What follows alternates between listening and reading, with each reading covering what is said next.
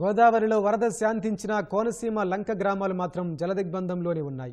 వరద చుట్టుముట్టడంతో ప్రజలు మరపడవలపైనే రాకపోకలు సాగిస్తున్నారు. లంక భూముల్లోని పంటలు వరదల్లోనే కుళ్లిపోతున్నాయి.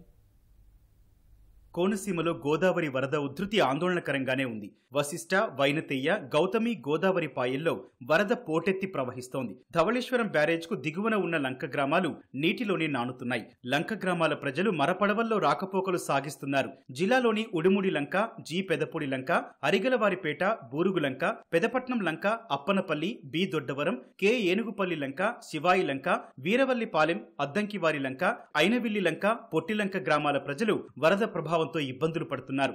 మరపడవలపై రాకపోకలు సాగిస్తున్నారు. కోనసీమకు సరిహద్దులో ఉన్న పశ్చిమ గోదావరి జిల్లాకు చెందిన కనకాయ లంక, అయోధ్య లంక, ఆనగార్ లంక, పెదమల్లంక గ్రామాలను వరద చుట్టుముట్టడం వల్ల ప్రజలు ఇబ్బందులు పడుతున్నారు.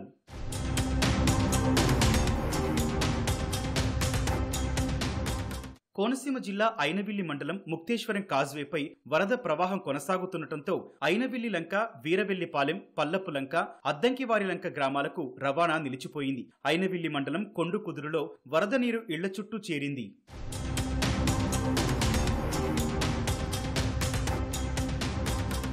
కోనసీమ జిల్లాలో లంక గ్రామాల్లో సుమారు 2500 ఎకరాల విస్తీర్ణంలో కూరగాయలు, ఇతర పంటలు వరద ముంపులో చిక్కుకున్నాయి. పంటలు కుళ్లిపోతాయని రైతులు ఆందోళన వ్యక్తం చేస్తున్నారు. ఆవలి వైపున ఉన్న కోనసీమ జిల్లా ఐపోలవరం మండలం ఎదురులంక వద్ద కొబ్బరి తోటలు వరద ప్రవాహాలకు కొట్టుకుపోతున్నాయి.